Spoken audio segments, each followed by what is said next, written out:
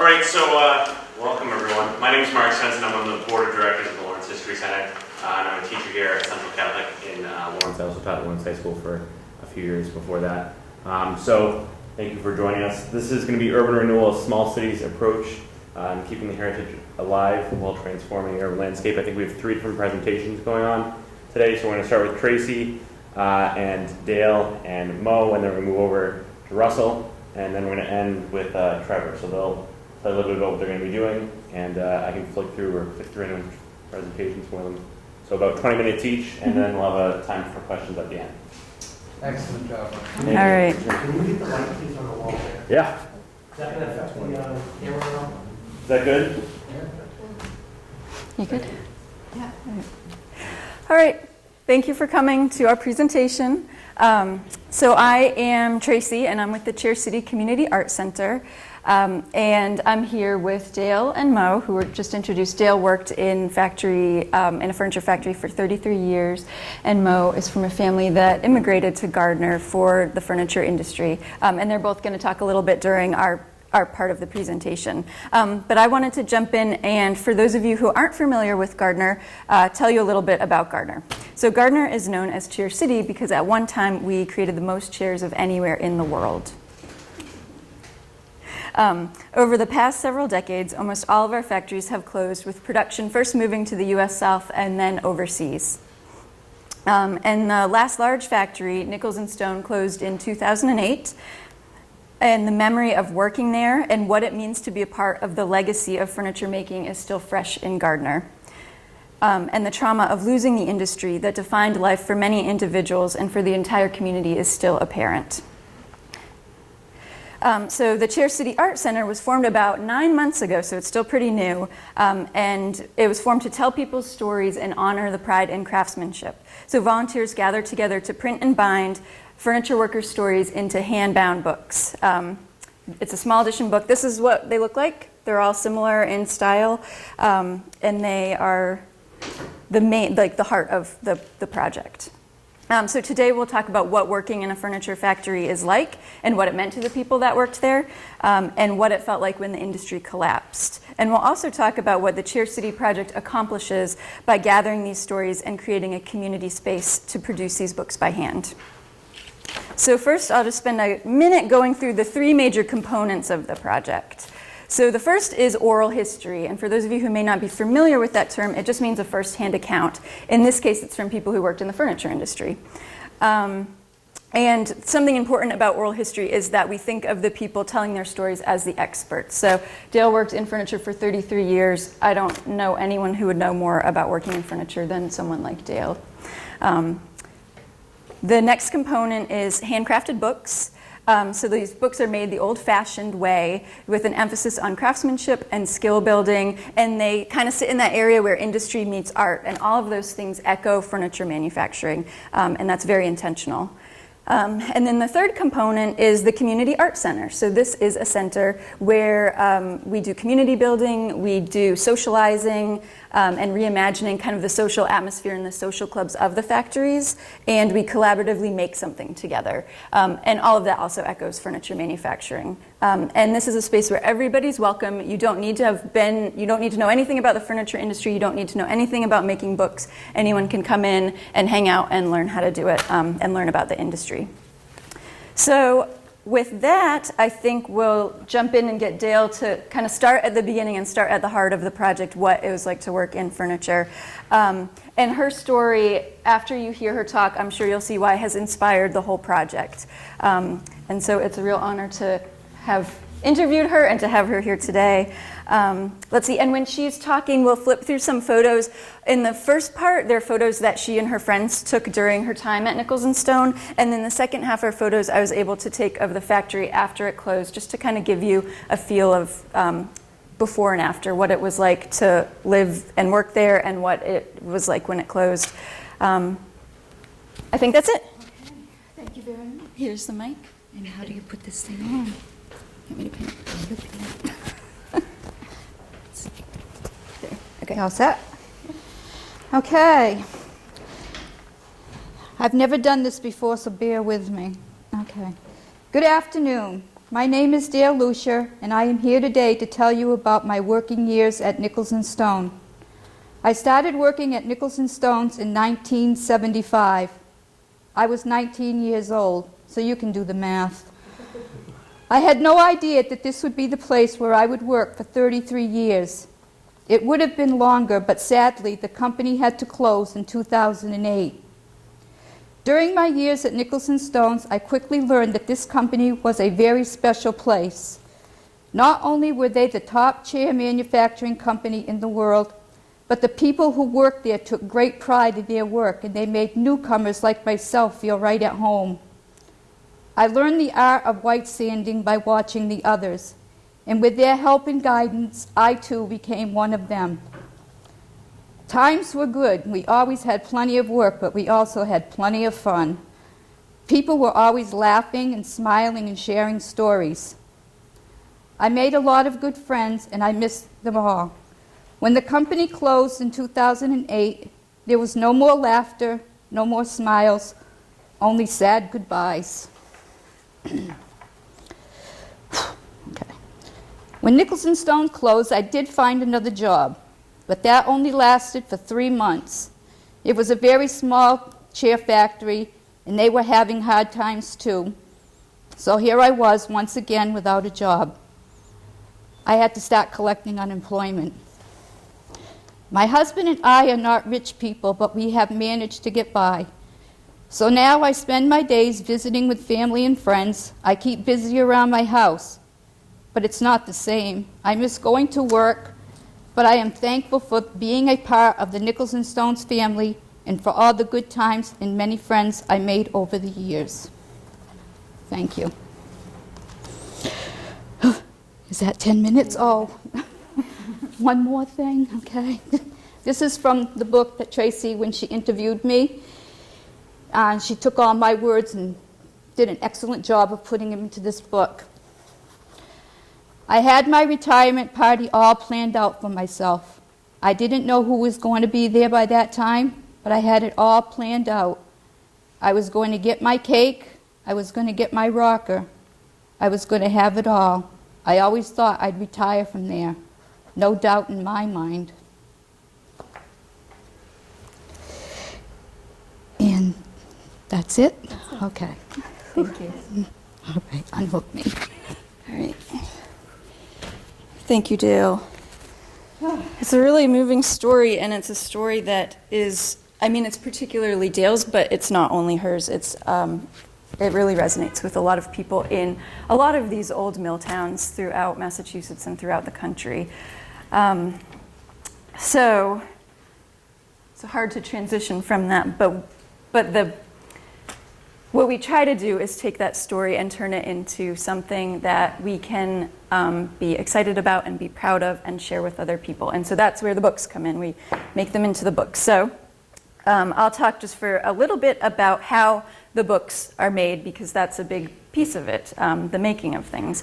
So the Community Art Center is volunteer run, and anyone can come in, drop in, and learn the steps to help make the books. So basically whatever's in production that day is what we'll show you how to do. And most things, the surface level of being able to do them and help with them is really easy. It takes about 10 or 20 minutes to learn, and then you can help bind or print, set type. And then the more you come in and the more interested you get in it and the more you want to learn, there's a depth of opportunity to get involved. And so the major steps of making the book are transcribing and editing the interviews. We print the pages on an old letterpress, so you can see that was probably from the 50s or 60s before letterpress became obsolete. And then we bind by hand, and this is a lot of fun when we get a group of people around the table together binding books. And you can see, so in the back of the room we have some on display. You can feel free to touch and handle them, check out the binding, check out the printing, smell the inks, and celebrate the fact that many hands have helped make the books together. And then once the books are done, we have a book release party and book discussions about the books so that we make sure to celebrate the making of the books and also the content within the books. And so from there, I'm going to hand it over to Mo. Mo's been volunteering at the Community Arts Center, and so he's going to talk about his family's connection to Gardner and furniture and what it's like to volunteer. And it's been a real honor to work with him as well and his family.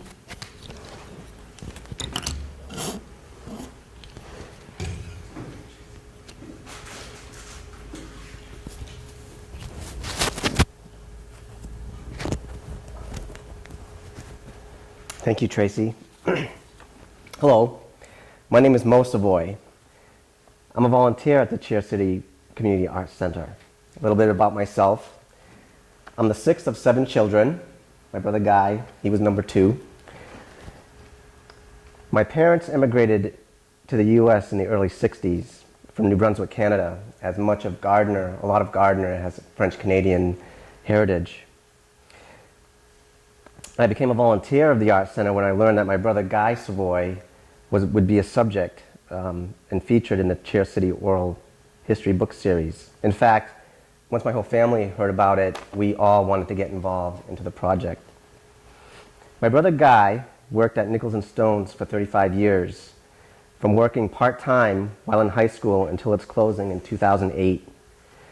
We lost Guy suddenly in 2010. And when my family heard that about this project, we all wanted to get involved. So it is with great pride that I speak before you today. Anyone and everyone are welcome at the Arts Center to work on these beautifully handcrafted books.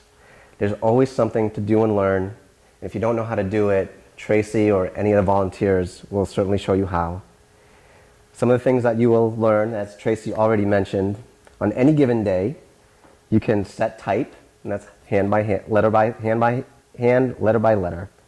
You'll apply ink to the rollers, and then at the end of the day, you got to clean the ink off those rollers of the press. If for the adventurous, you can make handcrafted engravings for the illustrations. You'll print the pages from the press. You'll fold the pages. You'll bind the pages to complete the book.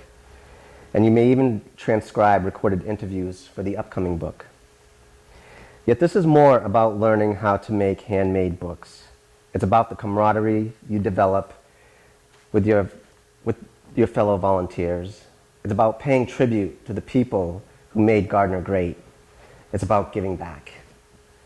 Though I never worked in the factories, I'm extremely proud of my blue-collar heritage. I went off to college, and even though I was never the smartest kid in the class, I was always one of the hardest working. I attribute that to what I learned while growing up in Gardner. You worked hard to provide for your family. You lent a hand to anyone who needed it, and you found time to have fun through the good times and bad. Life was not always easy, even when the work was plentiful, but you were grateful for the opportunities that you were given, and most of all, you were extremely proud of the products that you made. Here's a little story in closing. When I was a child, my mother worked for a short time at one of the biggest furniture factories in Gardner called the Haywood Wakefield Company. The factory overlooked the apartment house we were living in. My mother would tell us that during her breaks, she could see us kids playing in the backyard. My parents eventually bought a house where they lived for many years. After the factory had shut down, the building was converted to an apartment building. The factory was.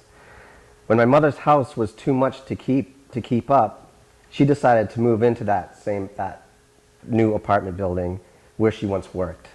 And now she can still see our old backyard. Thank you. I'm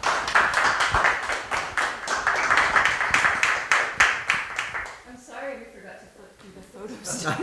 Oh, sleeping at the switch? No, it was my fault. I got too engrossed in what you were saying.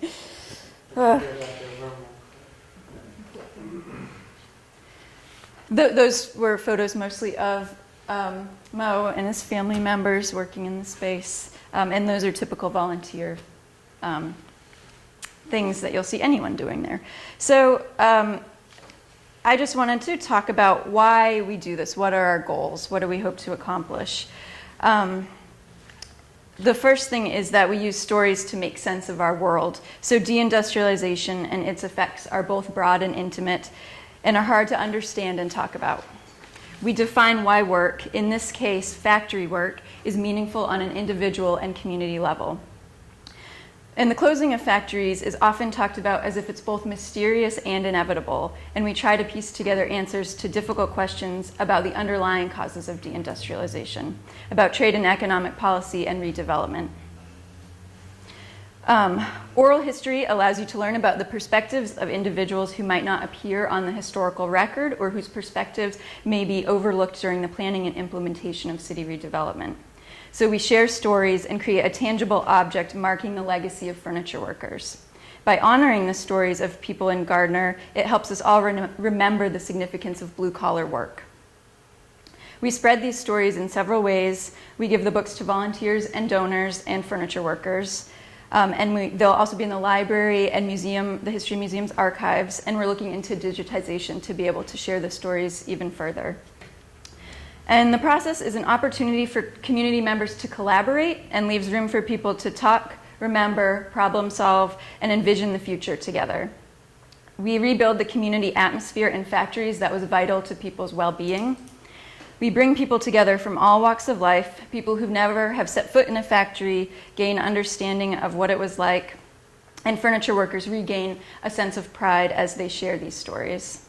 People reminisce together and they share pain. We also share hopes for ourselves and our community. There are not very many public spaces where this type of dialogue happens, but it's essential to build a healthy and inclusive community, especially when a community is in the midst of change. And this conference has actually brought us together with Trevor, and so that's a really exciting outcome of this, and looking forward to working more closely with him, sharing the stories and that sort of thing. So I think, am I okay on time? You're great on time. Okay, great. So in closing, this region is full of people who know how to make things. They take great pride in the craftsmanship and quality of the things they make. They have found meaning in assembly line processes that are generally mistaken for mindless. They have high standards that they strive to surpass, and they expect that of others as well. People who are impacted by the furniture industry care about where and how things are made. Someone from Gardner will, without thinking twice, flip over a chair in the doctor's office to see where it was made. He or she will run her hands across the finish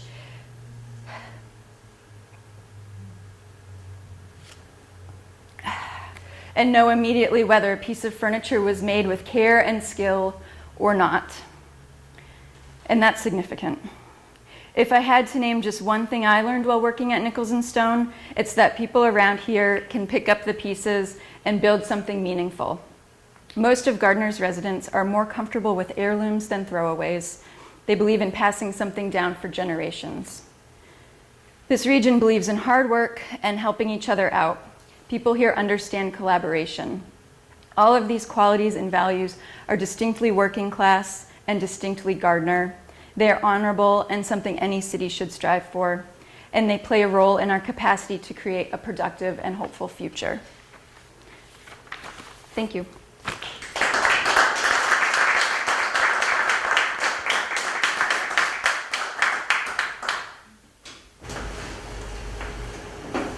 Perfect. Thank you. My name is Russ Burke. I am the head up the planning group for the BSC group of companies. My firm has probably done in the past decade more urban renewal plans than any other firm in Massachusetts. And we happen to have had the opportunity to prepare 2 such plans for the city of Gardner. So today I'm going to speak about our experience, and first, before I get into the specifics of Gardner, I'm going to give a little overview of urban renewal, which I think will be a synthesis of what many of the other panels at today's symposium have discussed. So this will be sort of a Cliff Notes version of my take on urban renewal, how it's evolved over the years. The slides in front of you right now represent the two urban renewal plans that we have prepared for the city of Gardner. On the left is the Mill Run corridor, urban renewal plan. And this is, the slide on the left represents the opening of a photovoltaic solar array that was done on one of the sites. And I'll talk about that more later, but you can see the grand group of people assembled. On the right represents the downtown Gardner urban renewal plan, which happens to include the Nichols and Stone property, which the previous panel has discussed. I just want to comment on, Tracy, you had one comment about the chair workers going in to a doctor's office picking up the chairs. When getting a dining room set from my now late mother-in-law, I happened to be working in Gardner, so I was very attuned to their chair making and furniture history. And I happened to look at one of the chairs and I turn it over, just happened to see, and did in fact find Stone and Nichols, Nichols and Stone, excuse me. And so I do take note of furniture as a result of my experience in Gardner. Next slide, Tara.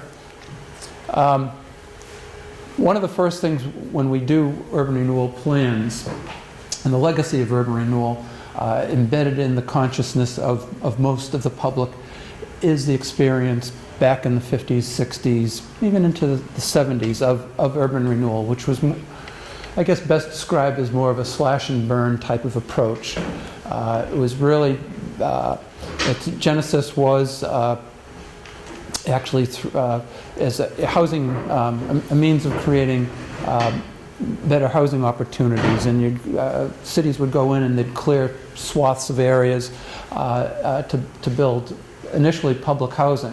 It morphed to allow for communities to work more than just providing affordable housing, in that it did allow communities to provide for market rate housing and for economic development as well. The pictures in front of you right now are aerial shots of the Boston's West End, and it's a before and after clearance. You can see the existing neighborhood, which was then cleared. Just to give you orientation, right here is where the old Boston Garden and the Hotel Madison used to be, the Esplanade, Charles River, the Science Museum, right along here. Next. Oh, that's where the apartments, If you lived here, well, if you lived there now, you're gone. But if you yes, if you lived here, you'd be home now. Yeah. Exactly, Charles. Okay, next slide, please. This is some of the quote-unquote progress that Boston experienced during the urban renewal process, and you can see the Housing and Home Finance Agency. So it was the genesis of urban renewal was very much housing oriented, and actually even to this day in the Massachusetts legislation, urban renewal can only be undertaken by by an urban renewal agency, and only two entities can assume that role. One is a local housing authority, and the other is a local redevelopment authority. And I have actually seen one instance of a housing authority doing that, and that was in New Hampshire. But in Massachusetts, we don't, and I think for a good reason, don't have housing authorities running urban renewal plans. They have enough difficulties, it seems, sometimes with their own efforts. Next slide, please. Scully Square was another example of urban renewal area, which is now known as Government Center, where City Hall is. This is a postcard depicting Scully Square, another image there, and this is a picture of what part of Scully Square looks like now, City Hall, Government Center Plaza. Next slide, please.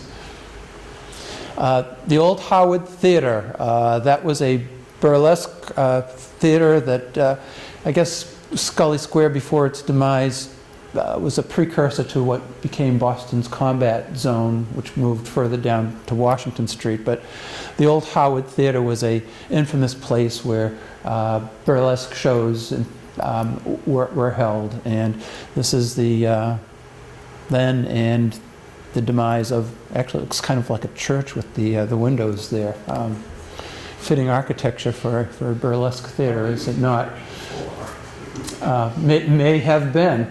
Next slide, please.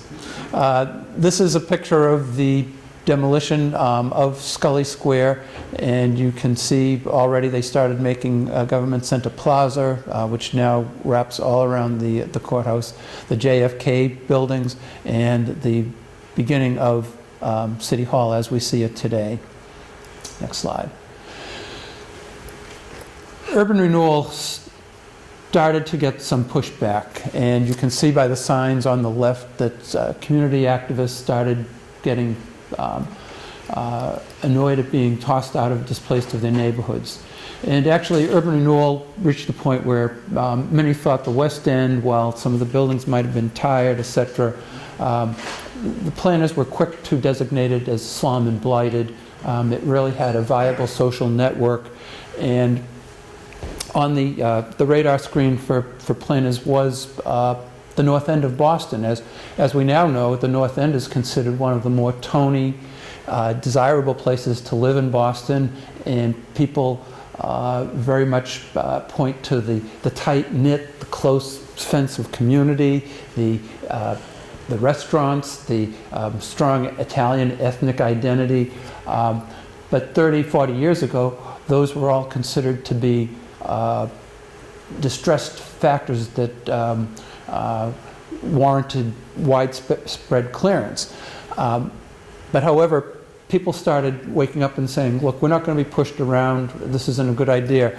And I love the slide on the right because it's a fairly recent slide, but it was one of the few buildings remaining in the West End that stayed because of tenacious part of the ownership.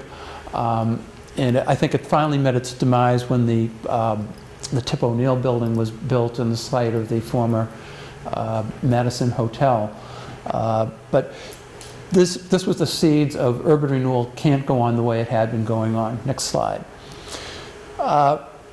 This week is actually an interesting week. There was a neighborhood activist named Jane Jacobs, who back in the 60s, she lived in New York and was quite a vocal critic of then Robert Moses, who was the chief architect of urban renewal and major projects in New York City. And Jane Jacobs wrote a book called The Death and Life of the Great American City, where she basically said, planners have it all wrong. They're taking these viable neighborhoods that work, that provide housing and jobs and services for people, and they're just wholesale clearing it, and it's not really doing anybody any good. And initially she was sort of eschewed by the planning community as, oh, she's a crazy neighborhood person that doesn't know what she's talking about. We're planners and we have these grand ideas. Actually, it was her book when I graduated from college that really inspired me to go into urban planning because I thought she just had tremendous insight. And now she is quite revered by the planning community for a lot of her observations. And you can see how it manifests with this little headline, how Salem saved itself from urban renewal. Salem did have an urban renewal plan that was originally done right around the end of the Boston experience, the West End, for downtown Salem. But their plan focused more on rehabilitation and strategic type of clearance. And it ushered in a new time of thinking of how urban renewal should be applied. Next slide, please. So this brings us to the city of Gardner and what I'm calling a kinder, gentler approach. And we have the two plans, the downtown urban renewal plan and the Mill Street corridor plan, of two recent plans that have done. First thing I'd like to point out is that public engagement, and I'm not talking window dressing where you have a public hearing, people talk and you don't listen to them. This is real public engagement where you set up advisory committees comprised of stakeholders, citizens, property owners, and you really get their input and, more importantly, their buy-in into a proposal. And And you have to do your homework. You really have to make a rigorous assessment of the area. The plan on the left represents the results of inspections that were done indicating properties that had certain distress criteria.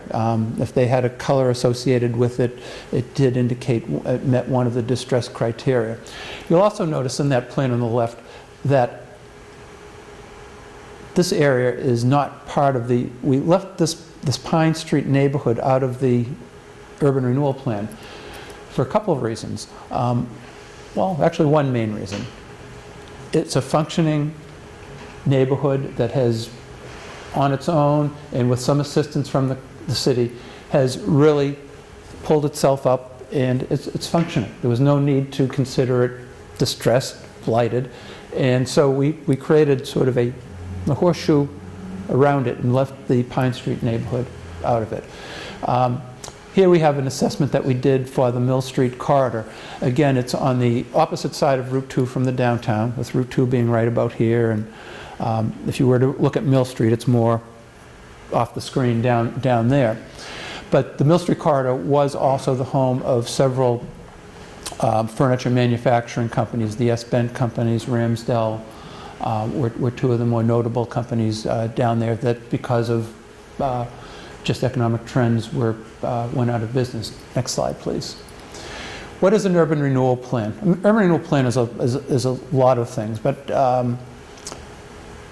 one of the things we find when we first start a project is we have to go through what an urban renewal plan is and what it is not anymore. Because most citizens, once they hear urban renewal, there are images of bulldozers, my house is going to be taken, it's a bad thing. And really, urban renewal now is much more surgical, strategic, and it's working with the assets in an area as opposed to just declaring everything has to go. And urban renewal does a few things. One, it allows the community, acting through its redevelopment authority, to acquire property without having to go through public bidding process, which is huge, because if a community normally acquires property, they have to go out to bid, and it's very cumbersome, and it puts them on an unequal footing than the private sector. Secondly, it allows the community, if necessary and as a last resort, the ability to take a property by eminent domain. And that's typically done more often when you have a recalcitrant or an uncooperative property owner who's let their property go down, and you might be trying to get that last piece of property and somebody's holding out for an unrealistic number. And the other thing urban renewal does, and I think more importantly, is when you have areas that for years have languished and the private sector in and of itself has not been able to turn the corner, where the property's just, nothing is happening. And that's one of the criteria that the state uses for justifying urban renewal, that the private sector alone just can't do it. Next slide, please. In an urban renewal plan, you can all read what the slide says. Those are nice sounding words, but the bottom line is what we've found in our experience with urban renewal plans. Once a community commits to doing an urban renewal plan, it really, unlike other plans that a community does, indicates that the city or the town has skin in the game, that they really mean to do something about that. And what we've found is that stuff starts happening because the private sector takes notice that the community is really about to do something. They're going to make public investment, they're going to take public action. And what we've found in the case of Gardner, and particularly in the downtown, is that when we were writing that urban renewal plan, we had to keep changing it because things were happening on the ground with the private sector faster than we could write the plan. So we would look at one piece of property, all of a sudden the owner comes in and asks for a demolition permit because they've got this old mill building that's falling down, and they realize, hey, I might be able to redevelop the property myself. People buy properties that we thought, oh, the city is going to have to take, private sector steps in. So we've found that an urban renewal plan can be a very powerful encouragement for the private sector to take action. Again, these are some of the more positive things that attracts private investment: land assemblage, negotiate sales, target capital improvements, support development that might not otherwise occur without public involvement, which is, I think, very important. Next slide. So here we are. These are I'm just going to finish up with some slides of, in general, of the plan. This is the concept plan. You notice that we have some areas that we're looking at some development, but we have a lot of the area that's left alone that we're looking at rehabilitation, public improvements, and this is a sketch that we had done that shows Main Street in Gardner. This being where now the new police station, and this nothing's happened on this side, but this is Main Street here, rear Main Street, what is envisioned. And you notice that we're keeping a lot of the existing buildings targeted for rehabilitation. Next slide, please. This happens to be looking at, from Main Street, this building blocks the view, but behind that was where the old nickel and stone property was. Today, it has been developed as part of a retail supermarket, and proposed there's still to come some retail that's going to be built along the corner here, or that's what the ultimate plan is. This was a property that was originally going to be targeted for acquisition by the city. A local business, a cable company, cable manufacturer, not cable as TV cable, had an office in a building that was a part of this property, ended up buying the balance of the property, moved to another building, tore down their own building, and built this. So this is an example of how the private sector was stimulated by the Urban Renewal Plan. Additionally, public improvements along Main Street were financed by the state through a Mass Works grant, in part because the city had in place an Urban Renewal Plan that set forth a detailed game plan for improvements. Next slide. This is Haywood Wakefield. This building, at one point, there was fires, and there were press stories about is the facade going to tumble in onto Pine Street over here.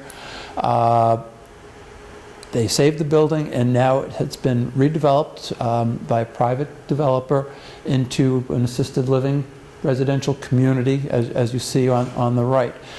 This was done with a lot of creative tax credits and financing, but it was ultimately put together and is now a positive property in the downtown. Next slide, please. This is one of the properties in rear Main Street that was an old mill building that had been basically derelict, had environmental issues, and the owner, upon the advent of the Urban Renewal Plan, as we were writing the plan, went in and decided they were going to take down the property. At the same time, you notice this building right here. This was purchased by yet another private party who decided they were going to rehab the building, and what you see on the right is the rehabilitated building from the rear Main Street point of view, looking at the new library that the city had built with 28 units. Is it 28 units? Yeah, 28 market, and they're market rate units, and they have some limited retail on the back, a public laundromat, and they have on the front retail space on the front that has been tough to get the space leased up. I think they've leased up one of the spaces. a couple of them, yeah. Yeah, but this is, again, an example of the private sector stepping forward and really moving forward with the plan. The building was a, Yeah, they're gone. The building was a department store originally. It was Goodwill Pearson's department store dating back to the early 40s. And this is a look at the Mill Street corridor. And again, you see some of the older buildings are the remnants of the older buildings. This is actually one of the sluiceway outlet from Ramsdale Pond that provided the hydropower that was very important back when these mills were first established in the days prior to electricity. Here's remnants of part of the building. And here you have one of the buildings that we propose to keep in this area is the Horseshoe Club. I think it's the largest indoor or oldest indoor horseshoe club. Maybe the only. The only. But it's part of the community's heritage, and they have indoor horseshoe. Some people bowl, some people do that. Next slide, please.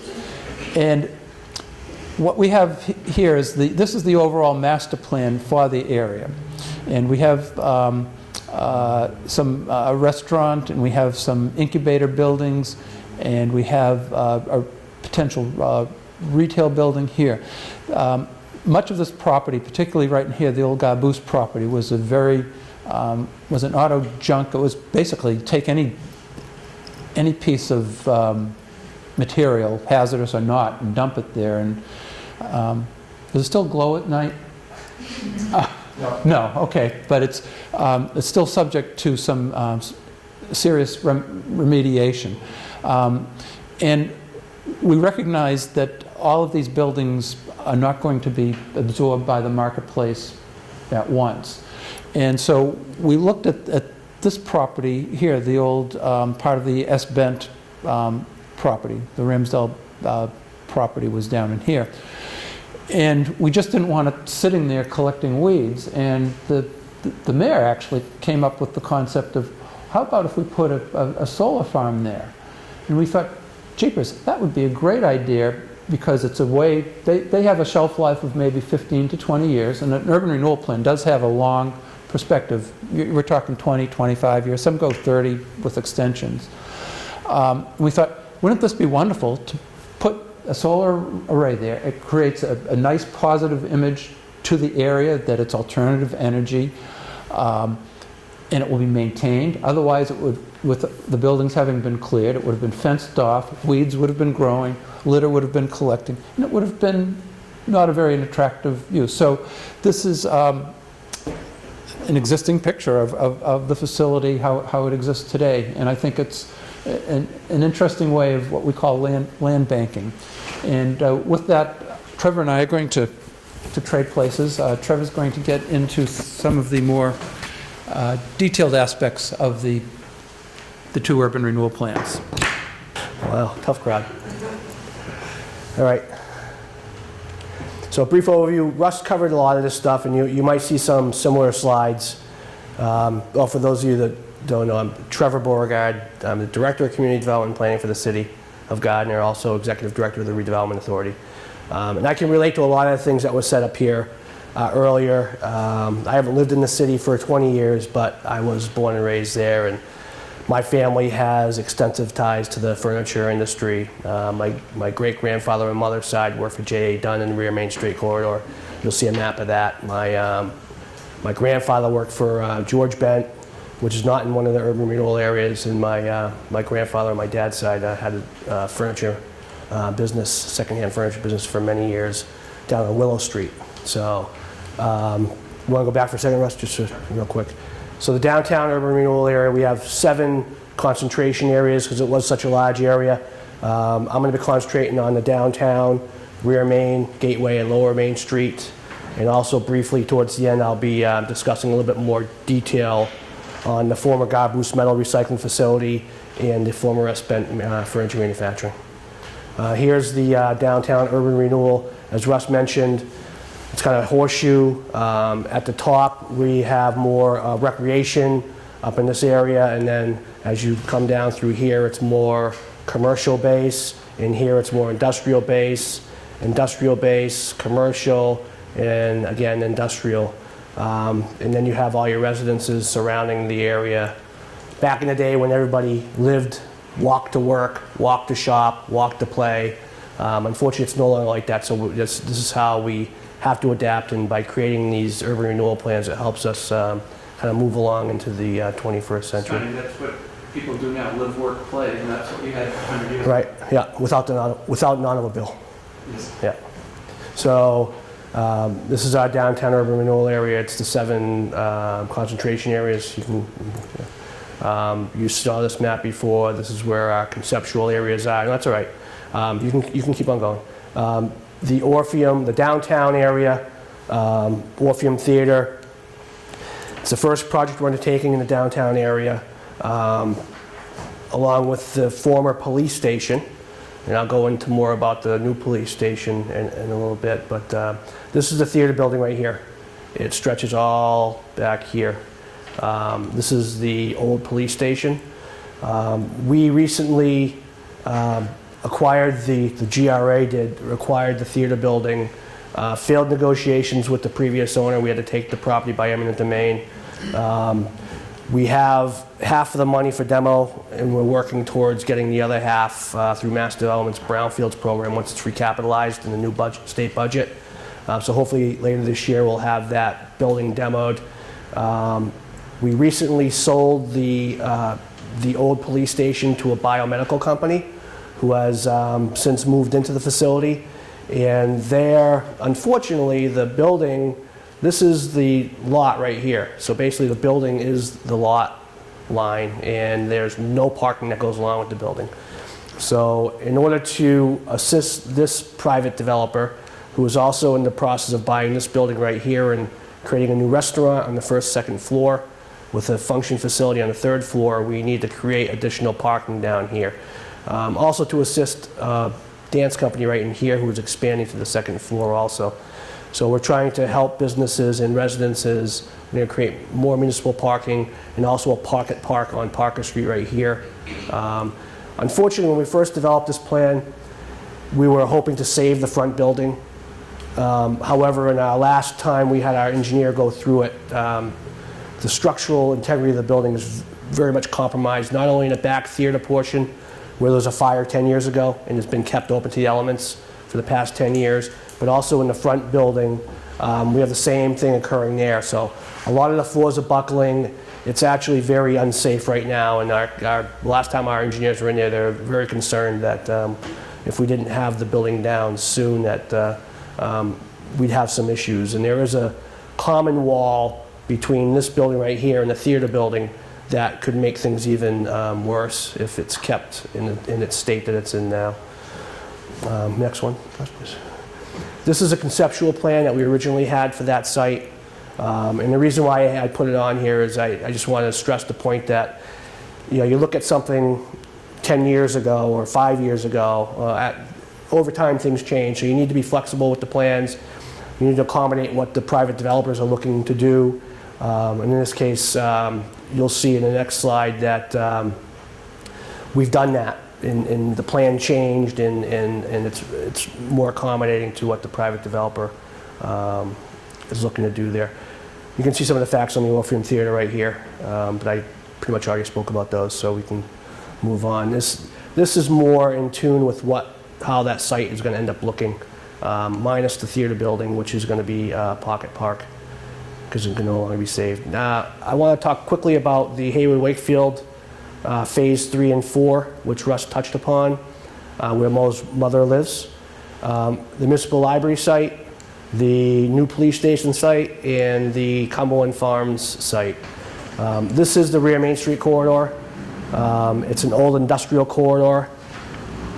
At one time, these are all industrial buildings back here, multi-level. Russ mentioned a couple of them were taken down by the private sector. You can move on to the next one, Russ. This is actually the rear Main Street corridor back in 1886. There are no ponds located in that area anymore. There is a underground trench that water flows through, and that is it. But this used to be all ponds, no ponds really. Derby Company is down in this area. They dammed it up there probably to run off the mill power, the water power. J.A. Dunn, where I mentioned my great-grandfather was a foreman, is right in this area. And over time, they filled it all in, and they built on top of it. Next. This is the northern portion of the rear Main Street corridor where the new library went in. This is Conant Ball, a furniture manufacturer. Back in 1997, the owners from Canada came down and saw the disrepair that the buildings were in. They ended up taking the buildings down. They sold the property to the city, and the city put up a new $8 million library back in 2005. Next, across the street, this library is over here. Across the street, this is a remaining Conant Ball furniture factory. That was taken down also. We put in, with block grant money, purchased the property and put in the municipal parking lot. Here you see Montezut Veterans Outreach Center being put up. It's probably back in the mid-2000s. There's 16 units of housing for veterans, and they actually have their corporate offices there too. And this right here is the north end of Derby Drive, which is AKA Rear Main. Next. In the same area, Haywood 3 and Haywood 4. This is Haywood 3. It's 78 units of assisted living, and you can see the various funds that were put aside for the project. It was an $18 million project. It created a lot of jobs for the downtown, and it was also done with historic preservation in mind. Next. Haywood 4, same thing. Same building, different halves. This is a 55-unit affordable housing, recently completed in 2015. You can see again the number of different financing mechanisms that they used to make the project happen. $20 million later, you have 55 units of affordable market rate housing. I reached out to the developers when I was putting this slideshow together, and I was told this past week on Wednesday night they actually were awarded the 2016 Thomas M. Menino Legacy Award for Preservation, which is a statewide, fairly new statewide award that's given out to preservation projects throughout the state. Next, Russ. Oh, how'd that get in there? Next, Russ. So there's a story to that, and that's why I put it in. But this is a parking deck that Haywood Wakefield 4 built to support their project. They're actually leasing air rights over that municipal lot that we built back in the mid-2000s. They also lease about 15 spaces in the lower lot. And the reason why I put that picture in, they came to us with a plan of a parking deck originally. It was a concrete slab held up by metal poles. My suggestion was to look around them, look around you. Their own building, MVOC, the new library, split stone, brick accents, you know, and they came back with this design, they built it, and it came out really nice. And one of my board members ended up sending me that picture with my name on it, probably because I tell a story too much, but glad Russ is in I'm going to move on to the southern end of the Rear Main Street corridor, where we recently built a new police station. It opened in late 2015. The city acquired 5 parcels at the southern end of the Rear Main corridor. We demoed 3 vacant blighted properties, 2 occupied multi-unit residences, which is always a challenge because relocation comes into play and it gets very expensive and timely. But we held out, we held our own and completed the project $14 million later. It's a 31,000 square foot new police station. We actually spent $300,000 on environmental cleanup at the site too. It's an old industrial site. We used $200,000 of our EPA revolving loan, brownfield revolving loan fund funds for that. And it was a 2+ year project. Next. Here's the police station site prior to development. These are 2 of the buildings that are taken down. I'll look north up Main Street. This is the building you just saw. There's a building out in back, and these 2 apartment buildings, actually my mother grew up in one of them, came down for the police station site. Here's the new police station today. Huge, huge improvement. And that's the gateway to our downtown as you come off the highway for the most part. Here. They get rid of the speed trap? Here is the new police station. Here is the new Cumberland Farm site. It's a dry cleaner and 2 residential buildings that were in disrepair. They also bought an old, one of the Gem Crib industry sites where there was a 3-4 story brick building that was recently taken down when Russ mentioned. You can just go back real quick, yeah. So I'm standing on the 4th floor of a Rear Main Street building that was recently demolished. It was the last mill building in the Rear Main corridor. And I'll get into that story in a little bit, but this is overlooking the Cumbie site. Go ahead, Russ. Looking north up This is the police station site demo, looking north up Main Street. This building and the building after it, and this little building right here, which is right here, an old cleaners. This was boarded up and graffitied before it was taken down. It was vacant for a long time. And Cumberland Farms ended up assembling it next. And here we have a new $4 million, 4,700 square foot retail facility with filling stations and outdoor seating along Main Street. When they first came in to develop the site, they had the building in the back of the site with the pumps up front. I recommended they consider moving the building and putting a side facade up on the Main Street because we want to continue a consistent facade along the Main Street. They were very hesitant, had some pushback, but eventually they came through, they did it, and it looks great. I think it looks really nice, and especially with the seating up on front, and I've heard nothing but compliments throughout the community. It was a very successful project. The rear main corridor itself, which basically connects the police station and library, we want to provide connectivity back there, develop additional community space, and provide additional parking to encourage private investment along the Main Street, which backs up to the rear main corridor. Along Main Street, there's 23 businesses, 60 residential units, no parking except for street parking. So we want to encourage additional business opportunities within the rear main corridor too. And how we're going to do that? Next, Russ. This is actually looking south from the library site along Derby Drive, and this is looking north from the police station. We're going to complete a roadway within the rear main corridor next, and design it with complete streets design concepts. In order to do that, we need to acquire one last property, which basically sat right in between one end of Derby Drive and the other end of Derby Drive. And this large building was sitting on it, vacant, dilapidated, no building. We acquired in August of 2015. And 65,000 square feet, acre and a half lot. We had to take it through eminent domain also. We were unsuccessful in negotiating with the previous owner.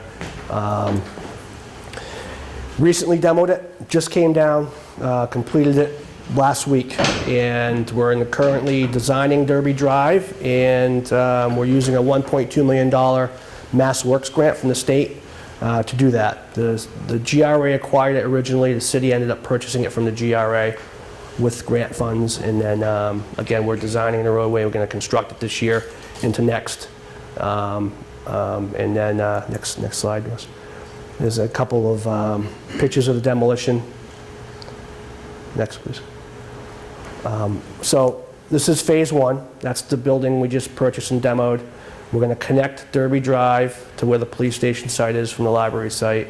Phase two, we're in the process right now of acquiring this large piece of property right here and this small property.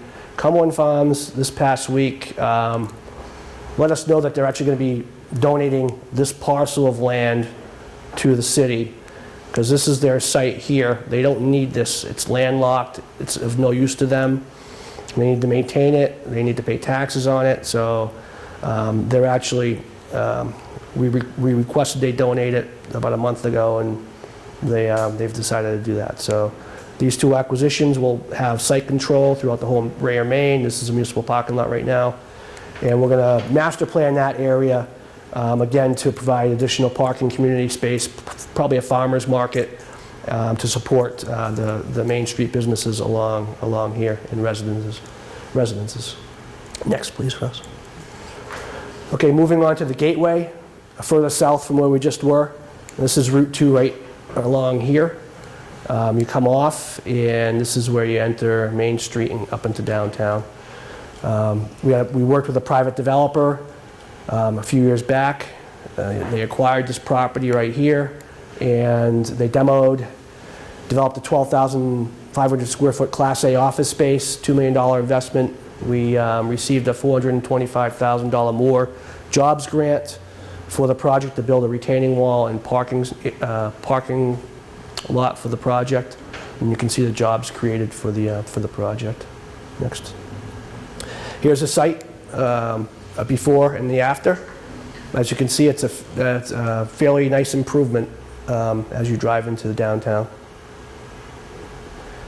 Lower Main Street, and this is has been talked about a couple times already. This is where the former Collier Keyworth and Nicholson Stone furniture manufacturing site was. 16 acres industrially zoned. At the time, there were, between the two, 14 industrial structures in various states of decay, disrepair. Data Guide Cable, as Russ had mentioned, came in and purchased the former Collier Keyworth site in 1996, moved their operations to there. When Nicholson Stone closed in 2008, the owner of Data Guide Cable actually purchased that site as well and moved his operations to the most modern facility on the site, which remains today, and ended up demolishing all the other buildings on the site. They're all multi-level in various states of disrepair and not really accommodating to modern manufacturing as we see today. Here's the Nicholson Stone site. That's on the north side of that property. And the next one, this is the former Collier Keyworth site. On the southern portion, Main Street runs right along here. Next. Here is a conceptual plan of that area. Here's the Nicholson Stone building that still houses Data Guide Cable that remains on the site today. Next. Here is the approved retail development. It's 120,000 square foot permitted development of retail space. Price Chopper went in right here, and that's the only retail development that's taken place so far. It's through the demolition and the development of Price Chopper. It was an $8 million investment. We had a $500,000 Mass Works grant to put in traffic lights at this main entrance and also at the intersection up here at Chestnut and Main Street. You can see the jobs that were created as part of that project. Next. This is the Price Chopper that you've already seen. At the corner of Main and Chestnut, because of this project happening, we had an investor come in and buy out this building and build a Sorrento's Pizza. And this was actually the business owner investor came in and did that. This is his third location in Massachusetts. Certainly made an improvement to that corner lot. Trevor, I just want to, we've got about 10 minutes left in the session. Okay. So not to cut you off, but I Yeah. hope that we have some questions perhaps. that we Sure. can ask, so. Sure, yeah. I'll finish up in a couple. All right, thanks. All right, Russ, next, yeah, Mill Street corridor. Russ covered some of this. Former Garboose metal recycling facility. Gardner Redevelopment Authority owns it. We purchased it in 2010 with a covenant not to sue with the previous owner and the Attorney General's office. This is a former S. Bent site. And you'll see right here, this is the actual property line. This is all fill. Over the years, S. Bent filled in the pond and used the land because they could. But we have issues, title issues with that land now, so I'll speak to that a little bit next. It's approved Urban Renewal Plan 2013, 13 parcels, totaling 55 acres. You can see the ownership, public-private. The public portion is going to be increasing because we've identified a number of parcels that we're going to end up acquiring to help expedite and make the development of that area more attractive. We have municipal water and sewer and gas and fiber adjacent to the site. We had an Urban Land Institute Technical Assistance Program in 2011, and it actually became part of round 2 of the state's Brownfield Support Team Initiative in 2010, which really helped us identify various resources and technical expertise to develop this urban renewal plan for potential redevelopment. Next. Here's the former S. Bent site. Here's some history of the S. Bent site. All these buildings are now gone. The site has been cleared. It's been remediated, and it's ready for development. Again, 27 acres, 10 of it's actual mill pond. We demoed over 250,000 square feet of old vacant industrial space. A couple $1 million worth of money went into that, state, federal, and local. Next. Demolition plan, phase 1 was right here. Phase 2 was the rest of this. Phase 1 also incorporated a cleanup of 3 different hot spots, on 1 over here and 2 down here. When I say hot spots, contaminated soil. This building was the last phase 3 demo, and it came down last year in 2015. Next. So here you have it. That's the large building. That's what it looks like today. 10-acre parcel of land, industrially zoned. This is south side. This is that land today with the solar array in the background. Next. Gaboose, like I said, we acquired in 2010 through a covenant not to sue. We've recently demoed these 2 buildings on the site. We are in the process of starting cleanup at the site, and that should start in the next month or so. We'll be going out to bid for that, and hopefully over the next 12 months or so it'll be cleaned and we'll have it ready for development. We are in discussions with a couple different development options right now, developers, so we hope to have that back in the tax rolls fairly soon. Next. So here's a quick overview of that site, its history, and as I mentioned, we're hopefully going to be disposing of that site within the next 12 to 18 months. Pictures, these buildings are now gone. Next. And this is what we've done